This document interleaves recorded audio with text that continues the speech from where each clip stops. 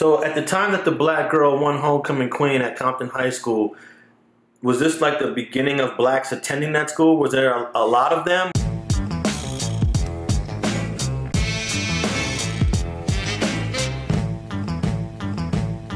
At that time in 1959, it was probably about 15 to 20% black, and about 10% Chicano, and then the rest were white. So how does a black girl in 1959 win homecoming queen when it's a majority white school? Because they had 5 white girls running, and they split the vote. All the blacks voted for one girl. Oh, yeah. So if there was only 2 candidates, she might not have won. Yeah. Okay. But when you have 5... Ah, see, that's important to know. Because if it was just a 2-candidate race, she would not have won. Yeah. There was one Latina, in fact, who was my girlfriend. That he was older than me. So her name was Rita Garcia. She was actually one of the princes. So when they announced the queen, and I was shocked. The whole Ramsar Stadium was in a complete state of shock. It was Rita Garcia that broke the ice and hugged Addie and told her, "Congratulations, I'm so happy for you." Now, looking back, do you wish you attended like Compton High School your whole career, or a different school other than the Catholic schools that your mom sent you to? No, I think that it worked out to my favor. I went to St. Anthony, and they gave me a great education. It was a top-rated school, and it gave me the kind. I think if I would have gone to Compton High School, I would have been a different person. I think, it would have been completely different for me. Yeah, it's crazy that like the schools we go to will shape who we are and who we become. Definitely, yeah. Compton was a party school, especially in those days, and it would have been a different Rick Baker. I would have been called Rosecrans. I probably would have been called Alonso or something. East Side Rick. Now, would it be accurate to say that Compton High School in '59 would have been at least 70% white? Yes, 70 or 80? At least 70%. Yeah. Yeah. I mean, you got to remember, you would know this, that among the Latinos, the Hispanics, there's the European-looking Latino, and then there's the one that is more indigenous. Yeah. And there's a separation even between us. So there was the percentage of Latinos that were going to Compton that were European-looking threw in with the whites, because they were more white-looking. Now, you mentioned some guys you grew up with, and I guess this would have been in the mid to late 50s. I'm going to just throw out some names, and maybe we could talk a little bit about them. I'm going to say all the names. You mentioned a guy named Rex, Eddie Pope, Jesse Torres, and Sylvester Scott. Did you meet all 4 of these people or know of them in the late 50s or into the early 60s? Well, I knew them all, except for Jesse Torres. I met him. He was my buddy that went and joined the Marine Corps with me in 1964. Okay, but as far as Pope is concerned, and Sylvester, I knew them from the 50s. I mean, Rex Pope, I grew up with. So look, I want to talk a little bit about Sylvester Scott, because he ended up becoming a very known, popular Piru. But you knew him before those years. Yes, I knew Sylvester when he must have been. I was about 10 years older than him.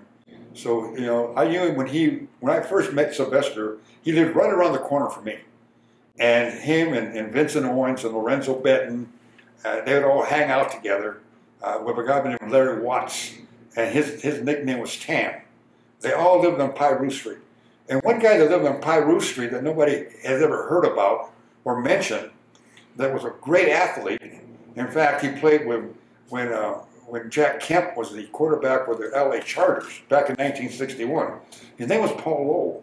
He still holds the record for the LA Chargers when they were the LA Chargers in 1961. He lived 2 or 3 houses down from Sylvester. And Piru Street is how far from 136th and Central? Around the corner. Around the corner. You can walk over there. Yeah. Oh, yeah. All the time. yeah, all the time. What was it about Piru Street where a lot of people were living? It seems to be a concentration of a lot of families on that street. Well, basically, it's because it was right next door to Whitley Lewis's bowling alley, which later on became Skateland, and it became actually the mecca of rap music. If you remember, go back to that time. Well, the very first street other than that came from there was Piru Street. So for some reason, a lot of people that became very popular lived on Piru Street. Now, Paul Lowe is 85 years old right now. I told you. Still living. Yep. And he played for the Chargers and the Chiefs. Right, I told you. 1960 to 69. Nobody even knows about him. And he's got one title. Yep. With the Chargers, 63. I told you. Nobody knows. So he would have been a little older than you. Yeah, but I knew of him. Yeah. Yeah. You know, I'm 79. Yeah. So, you know, there was a 6-year gap between us. Do you know what high school he went to? Where he... I think he went to Centennial, you know, because there was a guy at Centennial, a great track man. His name was Preston. And he was really, really famous. He was like a 9.5 sprinter. So, these other guys that lived on Piru Street, you first encountered them 1958, 59, 60? Yeah, what happened was, I was going at the time, I was going to say, so we would, you know, all the guys are 136 from my neighborhood, basically, the Pope, Rex Pope, Bozo Jackson, Victor Murphy, O'Neill Bloomington, Johnny Jackson. We all would play standing-out football at Centennial on a Saturday.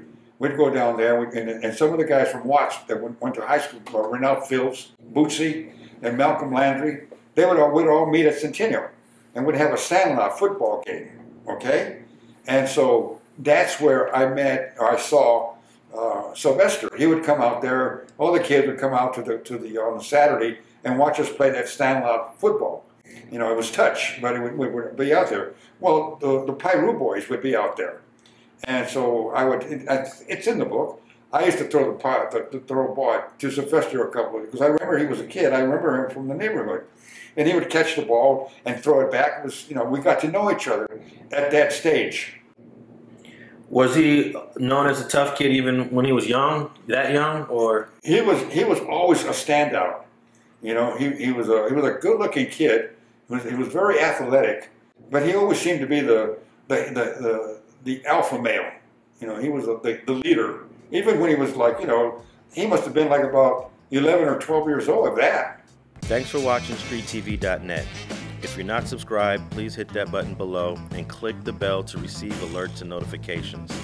Feel free to comment below so you can give us your feedback, and be sure to watch the 2 related episodes to the right. If you want to support this platform or follow us on social media, visit the links in the description, and thanks for watching StreetTV.net.